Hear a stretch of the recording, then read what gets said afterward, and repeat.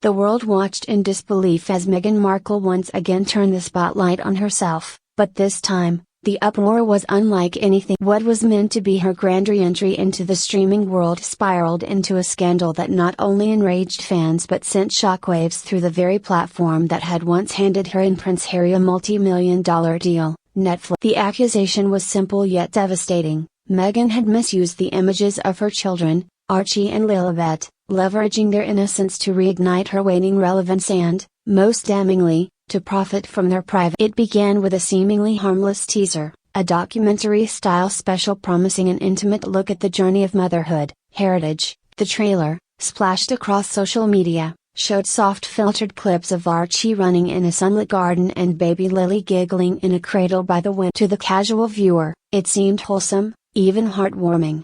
But behind closed doors at Netflix headquarters, alarm bells. These images, insiders revealed, were never cleared through the contract. In fact, the deal explicitly protected the children's identities from being used as promotional bait without prior approval. Within hours, legal teams were drafting internal memos, and executives were calling emergency meetings to discuss what one anonymous insider bluntly described as a gross manipulation of family boundaries for monetary gain. Meghan, however, was unapologetic. At the private premiere event in Montecito, she stood proudly in a silver gown, holding Harry's hand, and addressed the press with a trademark smile that many now called calculated. She spoke about motherhood being her strongest brand, a phrase that sent shivers through the room, especially as murmurs spread about how little the children had actually been shielded during the filming process. One crew member later leaked that Archie had been filmed during a moment of distress, crying after a minor fall. Yet that very clip was edited into the trailer as a real, raw family moment. The public backlash was swift and merciless. Hashtags like #ProtectArchie and #LeaveLili trended for days, with parents, child psychologists, and even former fans accusing Meghan of exploiting her children for personal. She's turned them into props, just like she accused the royals of doing, one furious tweet read, racking up over 500,000 likes within hours. Netflix, desperate to contain the fallout, issued a carefully worded statement distancing themselves from the creative direction of the project and hinting at an internal review of compliance breach. Behind the scenes, sources claimed that the boardroom atmosphere was executives who had once championed the Sussexes as the future of streaming were now questioning every penny spent on their controversial content. This was supposed to be a human story, said a senior producer in a leaked email, not a monetized circus featuring children who never consented to this. As the drama escalated, so did the stakes. Meghan's team went into damage control mode, insisting that the footage was filmed with full parental oversight and that no contract had been breached. But the narrative had already slipped from her hands.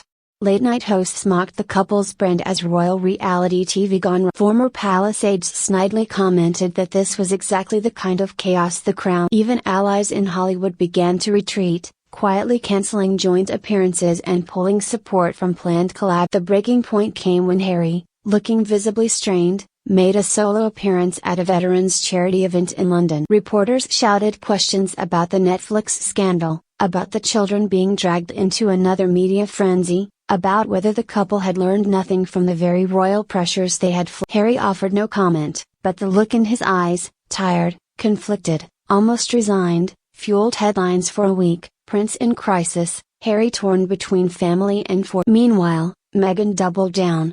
In a now infamous podcast interview recorded shortly after the controversy erupted, she lashed out at corporate hypocrisy, accusing streaming platforms of using her family's name to gain subscribers while simultaneously policing her motherhood narrative. The irony was not lost on her critics, who replayed the segment alongside clips of her past speeches about protecting her children's privacy. The contrast was damning. What made this scandal especially explosive was the sense of betrayal it carried, not just towards the audience, but towards the very institution that had rescued their post-royal brand. Netflix had once been their golden ticket, a platform that gave them creative freedom and millions in funding. Now, it was reportedly considering legal action, or at the very least, cutting future deals. "We feel used," one executive was quoted as saying off record, "and not just us. The kids were used too." Tabloids in both the UK and US pounced on the fallout, publishing side-by-side images of Archie and Lili from the documentary trailer next to old headlines about Meghan's lawsuits against paparazzi for similar intrusions. What changed? Screamed one headline. From protectiveness to profiteering, the Markle paradigm. Online forums dissected every frame, every line of the trailer, every clause in the couple's original. Was this desperation? A calculated strategy? Or a tragic misstep by a woman too consumed by her own image to see the damage being done? As the firestorm grew, one detail emerged that turned the scandal from a mere controversy into a potential career-ending debacle. Netflix's Children's Welfare Committee had not only flagged the content but issued a formal recommendation to pull the special. Such a move would not only humiliate Meghan publicly but would also tarnish her ability to secure future deals across the industry. If Netflix pulls it, others will follow, warned a Hollywood insider.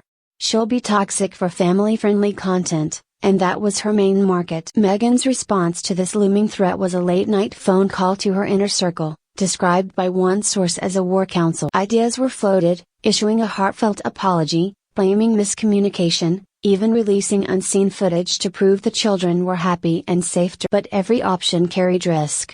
Too soft, and she would look insincere. Too aggressive, and she would look. In the end, she chose defiance. A statement released on her behalf accused the media of weaponizing motherhood against women who dared to tell their story, a line that only deepened the divide. The final act of this unfolding drama came with a leaked internal memo from Netflix itself, bluntly titled, "Unacceptable Use of Minors in Marketing Content." It outlined in excruciating detail how the couple's production had skirted guidelines, how their edits had emphasized the children as emotional anchors rather than peripheral figures, and how future projects would now require stricter oversight. The leak confirmed what many suspected: the outrage was real, institutional, and unlikely to fail. The consequences rippled beyond contracts and courtrooms. Trust was eroded, not just between Meghan and the streaming giant, but between her and the very audience she had courted with promises of authenticity. Parents who once sympathized with her struggle now saw a cautionary tale. Advocates who once defended her privacy crusades now questioned. Even in Montecito, whispers suggested that local invitations were drying up, neighbors were avoiding entanglements, and the once sympathetic California elite were choosing to distance. For Meghan, the ultimate sting was perhaps not the legal threats or the corporate coldness, but the quiet change in public tone. She was no longer seen as a survivor of royal cruelty, but as an architect of her own controversies, willing to leverage even the smallest hands in the room for one more shot at the limelight. And for Netflix, the outrage was not just about a breach of trust, it was about brand integrity, about being dragged into a storm of ethics and exploitation it had not signed up for. As one final anonymous source put it, they thought they were buying a story. What they got was a circus, and the children were the unwilling performers.